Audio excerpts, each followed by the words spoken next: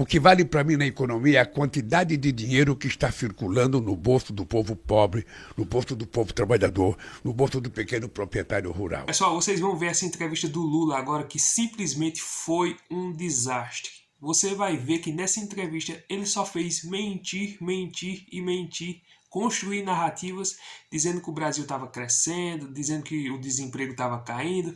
Eu vou deixar esse vídeo aqui, vocês vão ver que o Brasil que ele está falando é totalmente diferente do Brasil em que nós vivemos.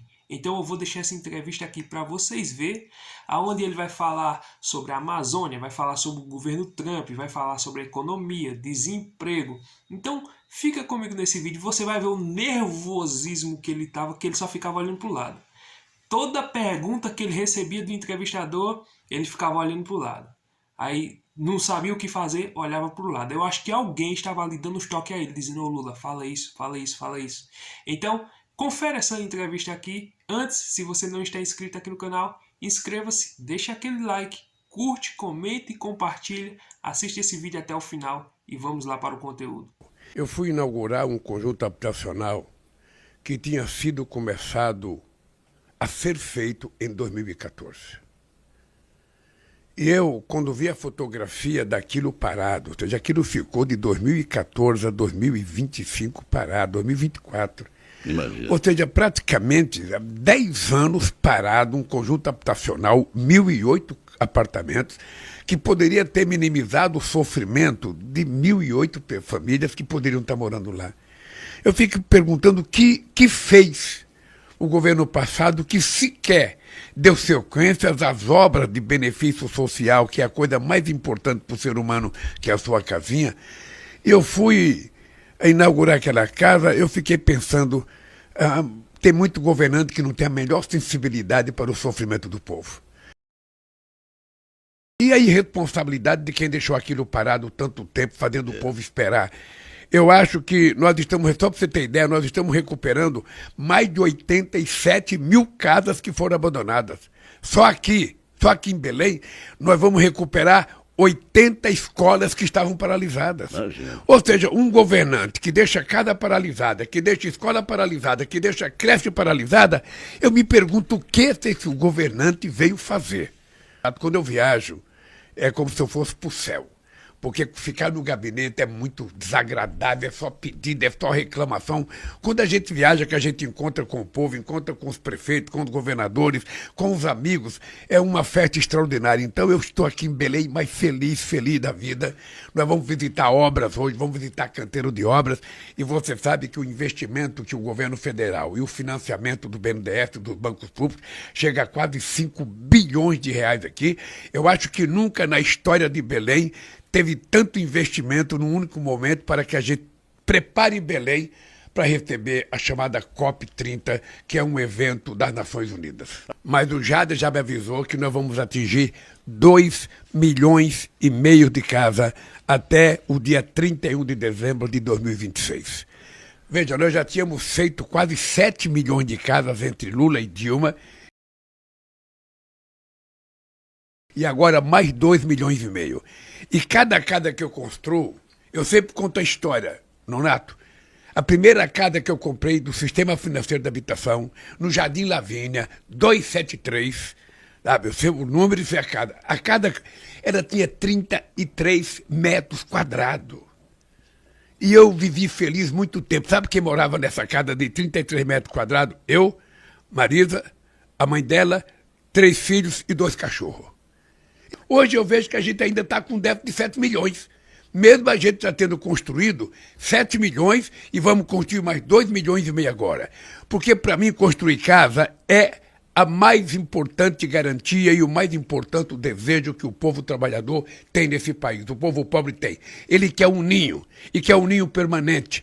Então isto para mim não é um sonho, é uma profissão de fé.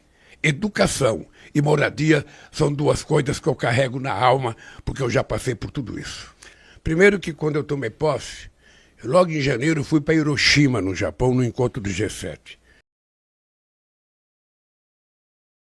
E lá eu encontrei a diretora-geral do FMI, que veio me cumprimentar e dizer que lamentava profundamente que o Brasil ia crescer só 0,8%.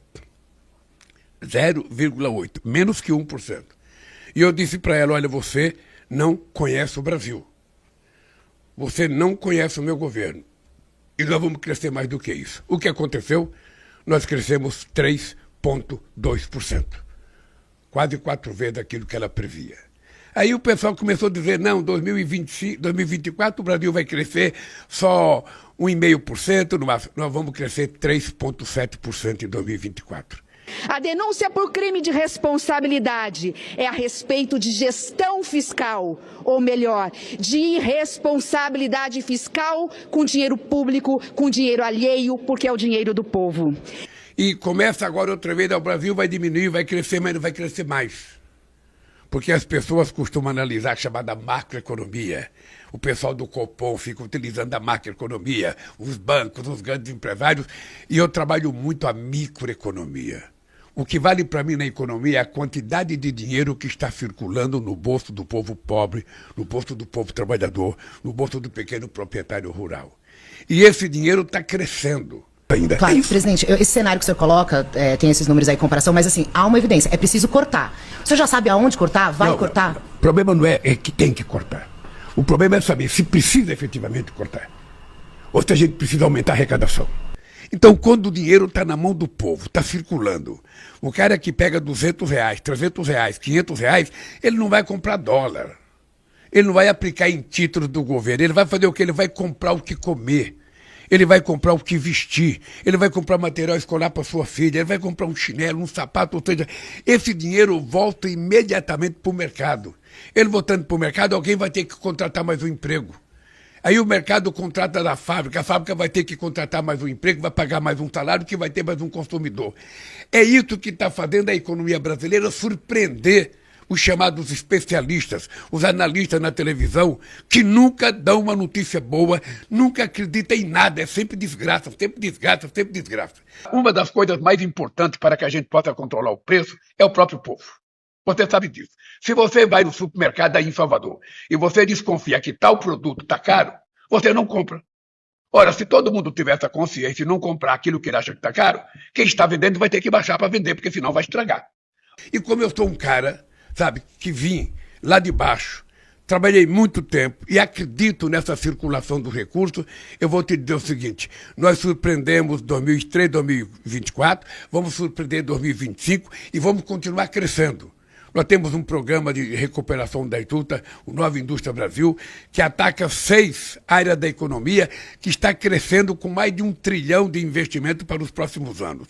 Nós temos o PAC, que é 1 trilhão e 800 bilhões de reais que está sendo investido entre o poder público, entre financiamento dos bancos públicos e banco privado, entre iniciativa privada. Ou seja, eu posso te dizer daqui de Belém, nunca antes na história de Belém, você que é um homem que tem 50 anos de vida, sabe, na comunicação, você nunca viu acontecer em Belém o que está acontecendo agora, de investimento, de geração de emprego, de criação praticamente de uma nova cidade, que vai desde o saneamento básico, cuidar do povo que está na periferia, do povo pobre que vive com a casa cheia d'água. A gente vai cuidar de tudo isso para que a gente possa transformar Belém na capital da Amazônia.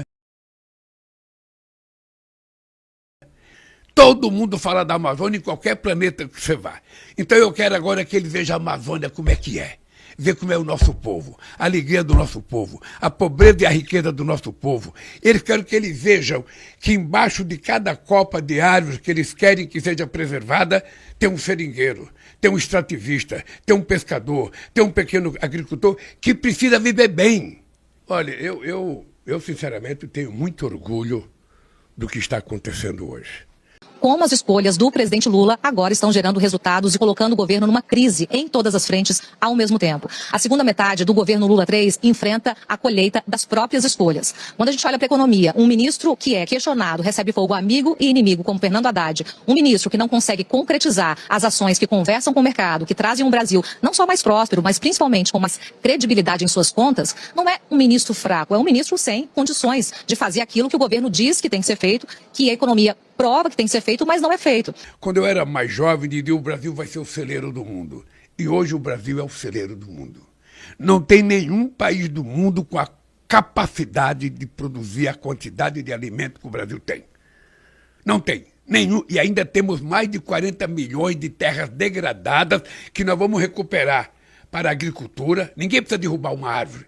A gente vai recuperar 40 milhões de hectares de terra que pode ser feita, sabe, produzir soja, produzir milho, produzir feijão, produzir arroz, criar gado, criar cabrito, criar bode, criar peixe, ou seja, criar o que quiser. E a gente pode ainda fazer com que a gente tenha mais produto para consumir internamente e mais produto para exportar. Agora, o que é importante é que quando as pessoas ganham as eleições, as pessoas não fazem o óbvio, começam a inventar. E eu não quero inventar. Eu não quero governar, eu quero cuidar do povo. Eu quero cuidar. Eu quero cuidar dos mais pobres, quero cuidar da classe média, quero cuidar dos mais ricos. Ninguém será perseguido nesse país, ninguém fica fora do mapa. Todo mundo tem direito. Qual é o papel do governo? É cuidar daqueles que mais precisam, como você faz na sua família. Você pode ter, sabe, 5 filhos. Você adora todos, ama todos.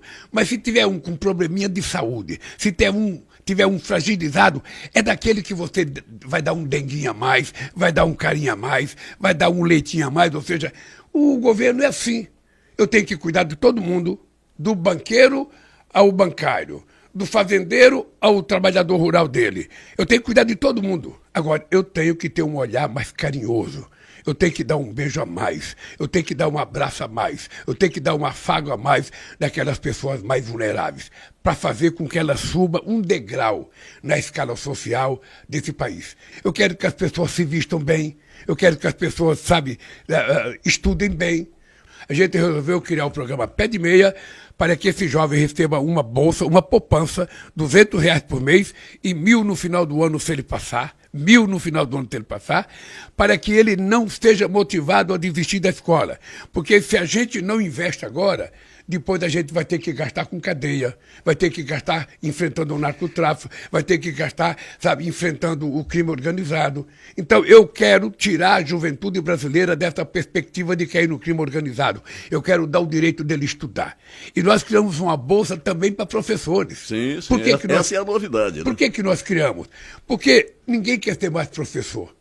Tem muita gente que não quer ter mais professor porque não compensa, diz que o salário é baixo. Então, o que a gente fez? A gente criou uma bolsa para que os melhores alunos do Enem, que tirarem mais de 650 pontos, tenham vontade de ser professor. E por isso que a gente deu uma bolsa para ele poder estudar, sabe, ser professor. Enquanto ele não se formar, ele vai receber uma bolsa de estudo. Quando as pessoas começarem a falar que o aeroporto de Belém está ficando rodoviária, é porque o povo está viajando. E se o povo está viajando, é porque ele está ganhando mais. E se ele está ganhando mais, ele está gastando dentro do Brasil. Essa é a lógica do nosso governo.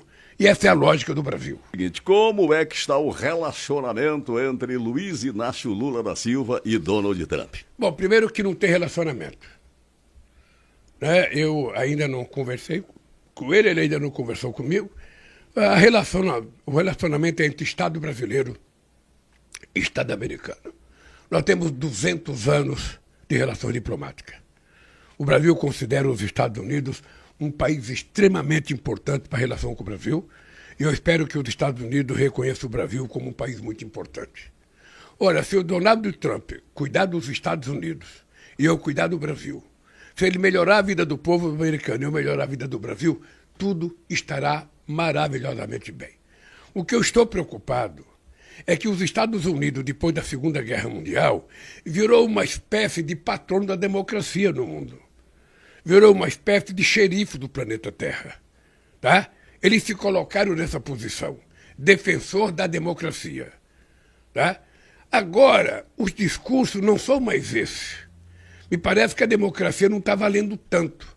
Então, sabe, que eles que foram os autores do Consenso de Washington, que defendiam o mercado livre, agora estão defendendo o protecionismo. É os americanos, é os Estados Unidos para os americanos, é tudo para os americanos. Vou taxar todos os produtos, vou tomar a Groenlândia, vou anexar o Canadá, vou tomar o Golfo do México, vou tomar o Canal do Panamá, vou expulsar 40 milhões de pessoas. É um discurso que não tem nada a ver com aquilo que os Estados Unidos fez depois da Segunda Guerra Mundial. E eu me preocupo com isso, me preocupo porque o que está em risco no mundo é a democracia.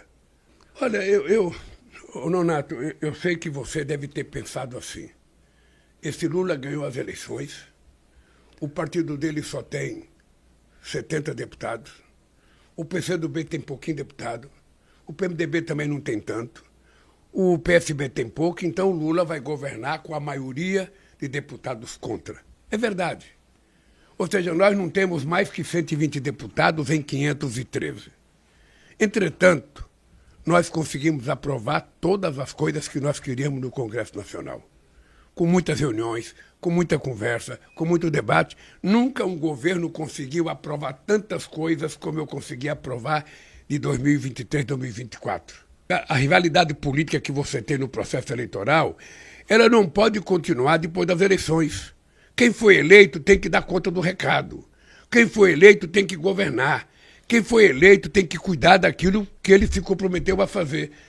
Porque nós temos um compromisso que até 2030 a gente vai ter desmatamento zero no Brasil.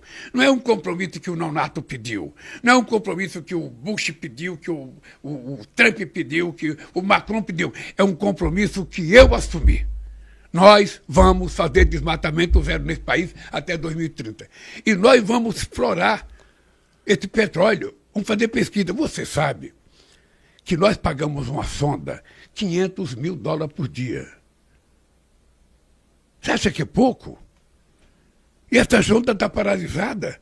Nós precisamos colocar ela para funcionar, para fazer pesquisa. Olha, se não encontrar petróleo, tudo bem, vamos procurar em outro lugar. Mas se tiver petróleo, nós temos que saber como explorá-lo. E, inclusive, utilizar dinheiro para que a gente possa ter uma política mais forte de fiscalização, mais forte ambientalmente e cuidar melhor do Brasil. É isso. Eu tenho certeza que a Marina jamais ela será contra, porque a Marina é uma pessoa muito inteligente e o que a Marina quer é o seguinte, não é que eu não quero fazer, é como fazer. Esse como fazer é uma coisa que eu quero, que ela quer e que você quer. Como fazer para a gente não ser predatório com a nossa querida Amazônia. E por isso que eu acho que a gente vai fazer, sabe, com muita responsabilidade, e se tiver petróleo, a gente vai ter mais dinheiro para fazer mais educação, mais saúde, mais tecnologia, mais dinheiro para contratar gente para o IBAMA, mais dinheiro para contratar professor, mais dinheiro para contratar médico e mais dinheiro para cuidar do Brasil. É isso que vai acontecer, meu querido Nonato. Agora, enquanto os Estados Unidos estiverem nessa relação com o Brasil civilizada, harmônica, está tudo bem. Agora eu ouvi dizer que vai taxar o aço brasileiro. Se taxar o aço brasileiro, nós vamos reagir comercialmente, ou vamos denunciar na Organização do Comércio, ou vamos taxar os produtos que a gente importa deles. A relação do Brasil com os Estados Unidos é uma relação muito igualitária. Ou seja, eles importam de nós $40 bilhões, nós importamos deles $45 bilhões, é o único país do mundo que tem superávit com relação ao Brasil. Então, nós queremos paz. Olha, se o Trump tivesse esse comportamento com o Brasil, eu teria esse comportamento com os Estados Unidos. Sinceramente, não vejo nenhuma razão para o Brasil procurar contencioso com quem não precisa. Agora, se tiver alguma atitude com o Brasil, haverá reciprocidade.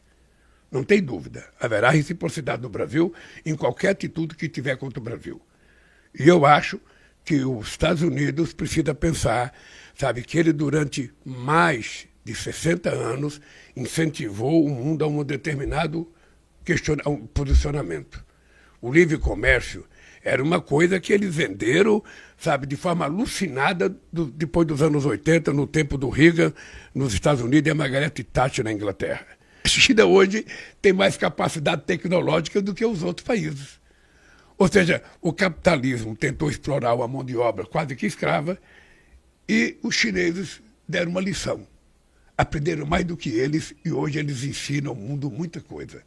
Então, eu espero que o Trump perceba isso, espero que ele saiba que o mundo precisa de tranquilidade. E se você quiser aprender como ganhar dinheiro aqui na internet, totalmente gratuito, assista a aula que está lá no link, no primeiro comentário fixado e na descrição. Tem um link lá em uma aula onde o professor vai te mostrar como faturar aqui na internet e eu tenho certeza que você vai ser muito abençoado. Clica no link, é uma aula totalmente gratuita e você vai ver como é simples desde que você estude e aplique um método para ganhar dinheiro aqui na internet. Não tem nada de joguinho, tigrinho, nada dessas enrolação. É algo sério, é algo aqui no YouTube. Você pode aprender uma forma de postar vídeos da maneira certa e ainda ganhar dinheiro com isso. Clica no link que está na descrição e no primeiro comentário fixado. Então veja que essa entrevista do presidente Lula, na minha opinião, eu estava assistindo, foi um desastre. Na minha opinião, pelo que ele estava falando, totalmente diferente o Brasil que ele estava argumentando ali. Ele dizendo que o Brasil estava crescendo, desemprego, falou do governo Trump. Veja, ele se orgulhou, ele se achou, eu acho que ele se inflou de tal maneira que ele disse, se o Trump vir taxar alguma coisa, vai ter a reciprocidade, nós vamos taxar também, como se nós fôssemos uma potência igual aos Estados Unidos. Nós temos que ter a humildade, não para bater de frente ou para se ajoelhar diante dos Estados Unidos, não. Mas para manter um relacionamento comercial, diplomático, sem precisar um puxar o saco do outro. Mas o Lula, interessante que ele não diz isso para a China, interessante é que ele não diz isso para outros países, mas com os Estados Unidos ele tem uma birra com o Donald Trump. E nós sabemos que o Donald Trump não quer nada de amizade com o Lula, até porque o Lula é um comunista, a gente sabe disso. Donald Trump é um liberal de direita, né? Então nós já sabemos disso aí. Outra coisa também que o Lula estava falando sobre essa questão do desemprego, a inflação caindo aqui no país. Ele falou sobre o pobre ganhar bem, gastar seu dinheiro, mas, meu Deus do céu, pergunta a qualquer pessoa que ganha um salário mínimo se ela vive com um salário mínimo. Quem é essa pessoa que em sã consciência diz, não, vivo tranquilamente com o salário mínimo, vou no mercado, faço compra, pago água, luz, gás, vivo tranquilamente, viajo e ainda sobra dinheiro no meu bolso? Ninguém, impossível. Vai ver o preço dos alimentos, vai ver o preço das coisas, vai ver o preço do gás, então tá tudo caro. Então esse país que o Lula falou, ele está totalmente desconexo da realidade. Simplesmente, ele falou tanta bobagem nessa entrevista que eu tive que cortar algumas partes, porque tem que ter muita paciência para escutar. Infelizmente, a esquerda ela se alimenta de narrativas. Porque se ela expor a verdade do jeito que ela é, eles perdem o eleitorado. Não é à toa que o Lula, a cada dia que passa, vem perdendo sua popularidade. Eu tenho certeza, em 26, ano que vem, ele não consegue se reeleger. No ritmo que ele não vai conseguir se reeleger. E tomara que não consiga mesmo, tomara que saia, porque o Brasil e os brasileiros estão vendo o desastre econômico, estão vendo que o país, o Brasil, não está avançando como estava avançando no tempo de Jair Bolsonaro. Tomara que Jair Bolsonaro consiga reverter essa situação da sua inegibilidade, consiga estar apto para concorrer às eleições e tirar o presidente Lula que aí está. Caso ele não consiga, tem alguns nomes que estão à mesa. Na minha opinião, o Zema seria a melhor pessoa, mas infelizmente, né, não sabemos até lá o que pode acontecer. Temos que esperar para ver como vai ser o andar da carruagem, mas na minha opinião, o Zema seria um ótimo nome. O Tarcísio poderia ser um ótimo nome, mas o Tarcísio já disse que vai concorrer à reeleição em São Paulo. Então, daqui para o ano que vem ainda tem um chão, mas eu não estou torcendo para que o Brasil dê errado. Espero que o Brasil não saia dos eixos, como já está saindo, né, com o ministro da Economia, Fernando Haddad, com Lula na presidência, a Marina na Amazônia. A Amazônia, né, para muitos a Amazônia está mil maravilhas para a esquerda, mas nós sabemos o maior desmatamento, a Amazônia pegando fogo, mas a Globo não está nem aí, os artistas não estão nem aí, né? Essa é a triste realidade que eles não querem trazer no jornalismo, nem querem cantar a musiquinha Salve a Amazônia. Cadê os artistas da Globo? Não estão fazendo isso. Sabe por quê? Porque na Lei Rouanet eles ganham muito dinheiro, muito dinheiro. Essa é a triste realidade. Então tomara que essa bagunça acabe ano que vem com o próximo presidente de direita, ok? Gostou do vídeo? Deixa aquele like, curte, comente, compartilha e até o próximo vídeo, se Deus permitir.